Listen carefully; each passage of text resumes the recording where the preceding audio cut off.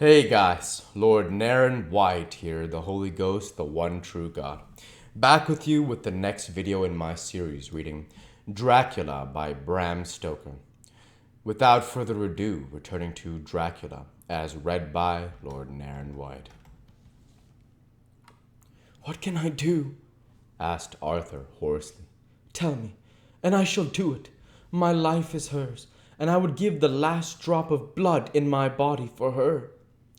The professor has a strongly humorous side, and I could, from old knowledge, detect a trace of its origin in his answer. "My young sir, I do not ask so much as that. Not the last. What shall I do?" There was fire in his eyes. There was fire in his eyes, and his open nostrils quivered with intent. Van Helsing slapped him on the shoulder. "Come," he said. "you are a man, and it is a man we want. You are better than me, better than my friend John." Arthur looked bewildered, and the professor went on by explaining in a kindly way. "Young Miss is bad. Very, very bad. She wants blood, and blood she must have or die. My friend John and I have consulted, and we are to perform what we call transfusion of blood, to transfer from full veins of one to the empty veins which pine for him. John was to give his blood, as he is the more young and strong than me." Here Arthur took my hand and wrung it hard in silence. "But now you are here. You are more good than us, old or young, who toil much in the world of thought. Our nerves are not so calm, and our blood so bright than yours." Arthur turned to him and said, "If only you knew how gladly I would die for her, you would understand." He stopped, with a sort of choke in his voice. "Good boy," said Van Helsing. "In the not so far off, you will be happy that you have done all for her you love. Come now, and be silent. You shall kiss her once before it is done, but then you must go, and you must leave at my sign. Say no word to Madame. You know how it is with her. There must be no shock. Any knowledge of this world would be want. Come!" We all went up to Lucy's room. Arthur, by direction, remained outside. Lucy turned her head and looked at us, but said nothing. She was not asleep, but she was simply too weak to make the effort. Her eyes spoke to us, that was all. Van Helsing took some things from his bag and laid them on a little table out of sight. Then he mixed a narcotic, and coming over to the bed, said cheerily, "Now, little miss, here is your medicine. Drink it off like a good child. See, I lift you so that to swallow is easy. Yes." She had made the effort with success. It astonished me how long the drug took to act. This, in fact, marked the extent of her weakness. The time seemed endless until sleep began to flicker in her eyelids. At last, however, the narcotic began to manifest its potency, and she fell into a deep sleep. When the professor was satisfied, he called Arthur into the room and bade him strip off his coat. Then he added, "You may take one little kiss whilst I bring over the table. Friend John, to help to me." So neither of us looked whilst he bent over to her. Van Helsing, turning to me, said, "He is so young and strong, and of blood so pure that we need not defibrillate it." Then, with swiftness, but with absolute method, Van Helsing performed the operation.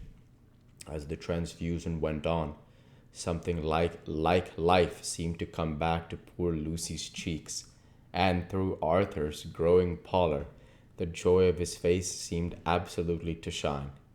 After a bit, I began to grow anxious, for the loss of blood was telling on Arthur, strong man as he was. It gave me an idea of what a terrible strain Lucy's system must have undergone, that what weakened Arthur only partially restored her. But the professor's face was set, and he stood watch in hand, with his eyes fixed now on the patient and now on Arthur. I could hear my own heart beat. Presently he said in a soft voice, "Do not stir an instant. It is enough. You attend him. I will look to her." When all was over, I could see how much Arthur was weakened. I dressed the wound and took his arm to bring him away.